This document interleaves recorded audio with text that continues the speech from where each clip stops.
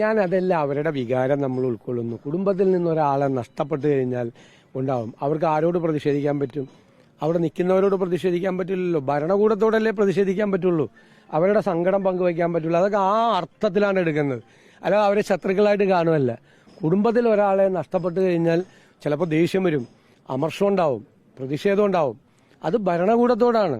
ഇപ്പൊ മുഖ്യമന്ത്രി ഭരണകൂടത്തെ പ്രതിദാനം ചെയ്ത് നിൽക്കുന്ന ഒരാളാണ്. മുഖ്യമന്ത്രിയല്ലേ വിമർശിക്കേണ്ടത്. ഒരു തെറ്റും ഞാൻ ആ കാര്യത്തിൽ കാണുന്നില്ല. പക്ഷെ അവർ ഓരോ പ്രാവശ്യം വിമർശിക്കുമ്പോഴും അതേ ഉത്തരവാദിത്വത്തോടു കൂടി നമ്മളിത് ചെയ്തിട്ടുണ്ട് എന്നുള്ളൊരു ആശ്വാസം ഞങ്ങൾക്കുണ്ട്. എങ്ങനെ നമ്മളെ കൊണ്ട് ചെയ്യാൻ കഴിയാവുന്നത്ര. ഇത് പോരാ, അതാണ്, ഇത് പോരാ. ഞങ്ങളെല്ലാം എല്ലാ ദിവസവും 2-3 മണിക്കൂർ ഇടവിട്ട് ഈ കാര്യങ്ങൾ വിലയിരുത്തിക്കൊണ്ടിരിക്കുകയാണ്. ബഹുമാനപ്പെട്ട മന്ത്രി ഷിബു ബേബി ജോൺ ഇക്കാര്യത്തിൽ ആദ്യാവസാനം വലിയ ഇവിടത്തെ കാര്യം മാത്രമല്ല, ഈ സംസ്ഥാനത്ത് വിഴിഞ്ഞത്തെ കാര്യത്തിലും മുതലപ്പുഴയിലെ കാര്യത്തിലും ഒക്കെ വലിയ താല്പര്യത്തോടുകൂടി ഇടപെടും. ഞങ്ങളിത് നിരന്തരമായി ബന്ധപ്പെട്ടുകൊണ്ട് ഇതിൽ വരുത്തേണ്ട അടിസ്ഥാനപരമായി നിങ്ങളിപ്പോൾ ഇവിടെ പറഞ്ഞു ചില കാര്യങ്ങൾ, ഗൗരവമുള്ള കാര്യമാണ് പറഞ്ഞത്. അതുൾപ്പെടെയുള്ള കാര്യങ്ങൾ ഉൾപ്പെടുത്തിക്കൊണ്ട് നല്ല മാറ്റം വരുത്തും.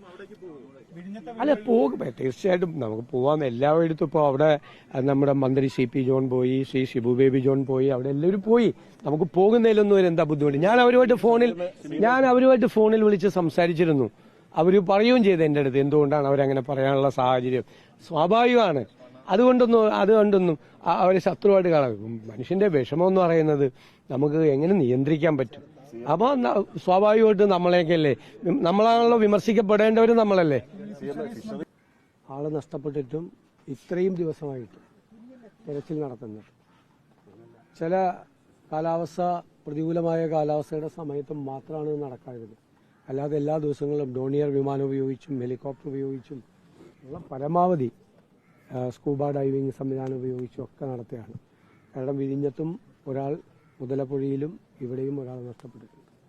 അതിനു വേണ്ടിയിട്ടുള്ള തെരച്ചിൽ ഈ 2 സ്ഥലത്തും പരമാവധി എല്ലാ സംവിധാനങ്ങളെയും ഏകോപിപ്പിച്ചുകൊണ്ട് പരമാവധി നടത്തിയാണ്. പക്ഷെ ഇതുവരെ ഈ 3 പേരെയും കണ്ടെത്താൻ കഴിഞ്ഞിട്ടില്ല എന്നത് വളരെ ദൗർഭാഗ്യകരമായ കാര്യമാണ്. ഈ കുടുംബത്തിനുണ്ടായ നഷ്ടം അത് തീർച്ചയായും എല്ലാ രീതിയിലും ഒരു സർക്കാരിന് സാധ്യമായ തരത്തിലെല്ലാം ഈ കുടുംബങ്ങളെ സർക്കാർ സഹായിക്കും.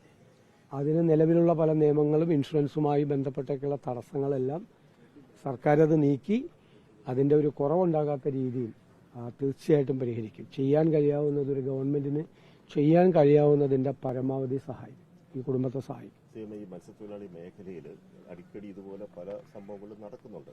അത് പരിഹരിക്കുന്നതിന് ഒരു സ്ഥിരം സംവിധാനം അത് ഏർപ്പെടുത്തും. ഉറപ്പായിട്ടുണ്ടാകും.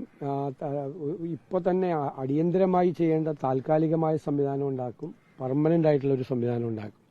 അതിനൊരു സ്റ്റാൻഡേർഡ് ഓപ്പറേറ്റീവ് പ്രൊസീജിയർ ഉണ്ടാകുന്നതിന് വേണ്ടിയിട്ടുള്ള നിർദ്ദേശം കൊടുത്തിട്ടുണ്ട്.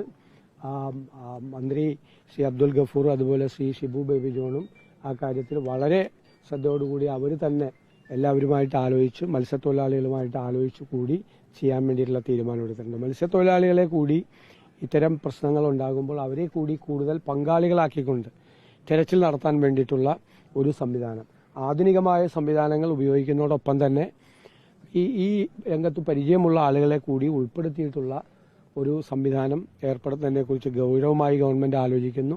വളരെ പെട്ടെന്ന് തന്നെ അതിനുള്ളൊരു പ്രത്യേകമായ ഒരു സംവിധാനം, ഒരു സ്റ്റാൻഡേർഡ് പ്രൊസീജിയർ ഉണ്ടാക്കും തീർച്ചയായും. ഇല്ലില്ല, അതെല്ലാം വെറുതെ ഉണ്ടാക്കുന്ന കാര്യങ്ങളാണ്. തുടക്കത്തിൽ തന്നെ ഡേ 1 മുതൽ തന്നെ വെളുപ്പാങ്കാലത്ത് ആദ്യം എത്തിയത് മന്ത്രി ശ്രീ ഷിബു ബേബി ജോണാണ്. അപ്പം മുതലുള്ള ആ തെരച്ചിൽ ആരംഭിച്ചതാണ്, പല രീതിയിലുള്ള തെരച്ചിൽ ആരംഭിച്ചതാണ്. നേവിയുടെ ഇത് വരാൻ വേണ്ടിയിട്ടാണ്, കാലാവസ്ഥയുടെ ഇത് കൊണ്ട് മാത്രമാണ് ചിലപ്പോൾ അത് പരിശോധന പൂർത്തിയാക്കാതെ ചിലപ്പോൾ തിരിച്ചു വരേണ്ടി വന്നത്. കാലാവസ്ഥയുടെ പ്രതികൂലമായ അവസ്ഥയിൽ, കാരണം ഈ പോയവർ കൂടി ഈ അപകടത്തിൽപ്പെടുന്ന ഒരു അവസ്ഥ ഉണ്ടായപ്പോൾ, ഈ നെറ്റിൽ കുടുങ്ങിപ്പോകുമോ എന്നുള്ള അവസ്ഥ പോയവർ കൂടി സംഭവിക്കുമെന്ന് പറഞ്ഞപ്പോഴാണ് ഒരു തിരിച്ചു പോന്നിട്ടുള്ളത്. അല്ലാതെ ഒരു ഘട്ടത്തിലും അതിനെ നിസ്സാരമാക്കി കണ്ടിട്ടില്ല. ഞാൻ പറഞ്ഞല്ലോ, ഈ നമ്മുടെ സമീപകാല ചരിത്രത്തിൽ ഒരിടത്തും നടത്താത്ത തരത്തിലുള്ള തെരച്ചിലാണ് ഇത്രയും ദിവസമായിട്ട് നടത്തിക്കൊണ്ടിരിക്കുന്നത്. സ്റ്റാൻഡേർഡ് ഓപ്പറേറ്റീവ് പ്രൊസീജിയർ ഉണ്ടാകുമ്പോൾ കോസ്റ്റ് ഗാർഡിനെ സംബന്ധിച്ച്, കോസ്റ്റൽ പോലീസിനെ സംബന്ധിച്ച് കുറെ കൂടി എക്യുപ്പ് ചെയ്യാൻ വേണ്ടിയിട്ടുള്ള, അതാണ് ഞാൻ പറഞ്ഞത്, പ്രാദേശികമായിട്ടുള്ള മത്സ്യത്തൊഴിലാളികളായിട്ടുള്ള ആളുകളെ, പരിചയസമ്പന്നരായ ആളുകളെ കൂടി ഉൾപ്പെടുത്തിക്കൊണ്ടുള്ള ഒരു സംവിധാനത്തെക്കുറിച്ചാണ് ഗവൺമെന്റ് ഗൗരവതരമായിട്ടും ആലോചിക്കുന്നത്. അവർക്ക് വേണ്ട അടിയന്തരമായ മറ്റ് കാര്യങ്ങൾ കൂടി എത്രയും പെട്ടെന്ന് ഏർപ്പെടുത്തും. ഞാൻ ഈ സ്റ്റാൻഡേർഡ് ഓപ്പറേറ്റീവ് പ്രൊസീജിയർ എന്ന് പറഞ്ഞത് എല്ലാം വരും. കോസ്റ്റൽ പോലീസ് വരും, കോസ്റ്റ് ഗാർഡിന്റെ കാര്യം വരും, അതിന്റെ കോർഡിനേഷൻ വരും. ഒരു വിവരം കിട്ടിയാൽ അടുത്ത മിനിറ്റ് മുതൽ എന്ത് ചെയ്യണം, ജില്ലാ അഡ്മിനിസ്ട്രേഷൻ എന്ത് ചെയ്യും, കോസ്റ്റൽ പോലീസ് എന്ത് ചെയ്യും, നിർദ്ദേശങ്ങൾ കൊടുക്കേണ്ടത് ആരാണ്, ഓരോരുത്തരുടെയും ഉത്തരവാദിത്വം എന്താണ്, പരമാവധി ഒരു ജനകീയ പങ്കാളിത്തത്തോടു കൂടി തന്നെ തെരച്ചിൽ നടത്താൻ വേണ്ടിയിട്ട് എല്ലാ ആധുനികമായ സംവിധാനങ്ങളും ഉപയോഗിച്ചുകൊണ്ടും. പക്ഷെ പ്രാചീനമായ അറിവുകൾ ഇക്കാര്യത്തിൽ വളരെ പ്രധാനപ്പെട്ടതാണ്. പഴയ കാലത്തുള്ള അറിവുകൾ കൂടി പ്രധാനപ്പെട്ട, അതിനെ രണ്ടും സംയോജിപ്പിച്ചുകൊണ്ടുള്ള ഒരു സംവിധാനം തീർച്ചയായിട്ടും